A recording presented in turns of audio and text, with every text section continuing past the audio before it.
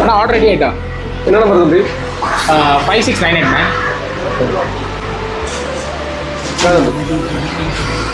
தேங்க்ஸ்ண்ணா. அண்ணா சாப்பிட்டதுக்கு எவ்வளோண்ணா ஆச்சு?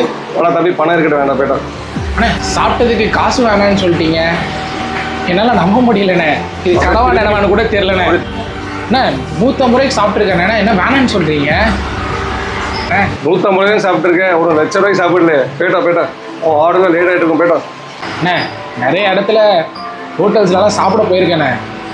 அவங்கெல்லாம் என்ன தெரியுமா சொல்லுவாங்க, சாப்பிட்றேன்னா தம்பி அப்படி நின்று சாப்பிடுப்பா, கஸ்டமர் கொஞ்சம் இடம் விடு அப்படின்னு சொல்லி உட்கார சொல்லிவிட வெளியே அனுப்பிவிடுவாங்க.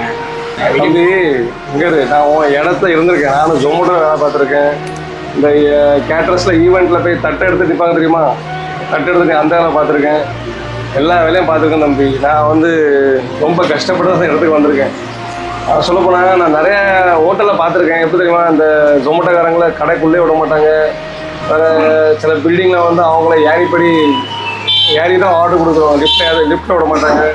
ஹோட்டல்லாம் இருக்குது, அவங்க ரொம்ப கேவலமாக ட்ரீட் பண்ணுவாங்க தம்பி. அதெல்லாம் பார்த்துருக்கேன். அதனால தான் அந்த ஒரு விஷயம் மட்டும் நான் என் மைண்டில் போட்டு வச்சுருக்கேன். என் கடைக்கு எந்த ஒரு ஜொமேட்டோக்காரன் எது சாப்பிட்டாலும் நான் பணம் வாங்க மாட்டேன். அதுமாரி போகும்போது ஒரு கூல்ட்ரிங்க்ஸ் போட்டு கொடுத்து தான் அனுப்பணும், தவிர சும்மா என்றைக்கு அனுப்புறதே கிடையாது தம்பி. என்ன போய்ட்டோம் பாப்பா. என்ன